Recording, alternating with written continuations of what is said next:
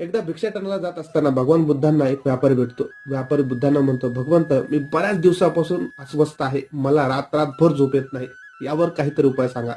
त्यावर बुद्ध म्हणतात, माझ्या हातातील हे रिकामं भांडं बघतोयस, हे जोपर्यंत रिकाम आहे तोपर्यंत यात मी खाण्याचे पदार्थ ठेवू शकतो, आणि जर हेच मी दगडा मातीने भरले तर यात मी खाण्याचे पदार्थ ठेवू शकतो का? त्यावर व्यापारी म्हणतो, अर्थात नाही, हे दगडा मातीने भरून जातील, घाण होतील, मग यात आपण खाण्याचे पदार्थ कसे ठेवू शकाल?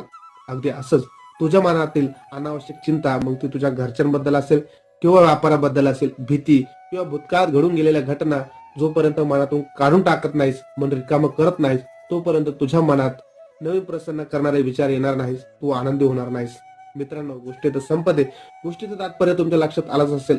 जोपर्यंत आपण आपल्या मनातून अनावश्यक चिंता, भीती किंवा भूतकाळात घडून गेलेल्या घटना काढत नाही, मन रिकामं करत नाही, तोपर्यंत आपण खरे आनंदी होणार नाही. बघा, पटतंय काय? जय भीम, नमो बुद्धाय.